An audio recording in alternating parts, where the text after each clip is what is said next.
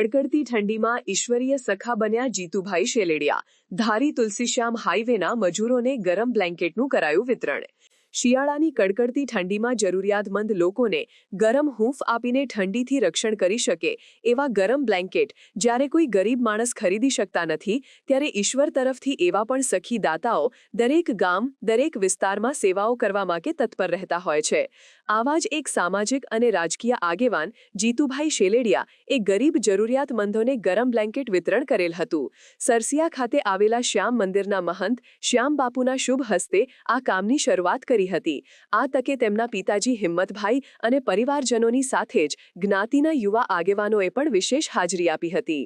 ઉલ્લેખનીય છે કે ધારી તુલસીશ્યામ હાઈવેની કામગીરી કરવા આવેલા મજૂરો કડકડતી ઠંડીમાં ગરમ વસ્ત્રો વિના કામ કરી રહ્યા હતા, જે અંગેનો વિડીયો સોશિયલ મીડિયામાં વાયરલ થયો હતો. આ વિડીયો નિહાળી ધારી તાલુકાના રાજકીય અને સામાજિક આગેવાન જીતુભાઈ શેલેડિયાએ મદદ કરવા માટે લાંબો હાથ કરીને તમામ મજૂરોને ગરમ બ્લેન્કેટ વિતરણ કરેલ હતા, જે કામની શુભ શરૂઆત સંત મહંત શ્યામ બાપુના વરદ હસ્તે કરવામાં આવી હતી. આ ગરમ વસ્ત્રો લેતી વખતે મજૂરોએ જીતુભાઈ શેલેડિયાને ખૂબ ખૂબ દુઆઓ આપી આભાર વ્યક્ત કરેલો હતો.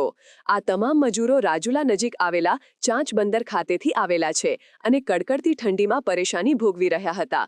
એવા સમયે ગરમ વસ્ત્રો મળ્યાની ખુશી પણ તેમના ચહેરા ઉપર જોવા મળી હતી. સમાચારની અવનવી અપડેટ જોતા રહો નિખરતા ગુજરાત ન્યૂઝ સાથે. નિખરતા ગુજરાત ન્યૂઝને લાઇક, શેર, સબસ્ક્રાઇબ કરો અને બેલ આઇકન દબાવીને સમાચારની ઝડપી માહિતી મેળવો.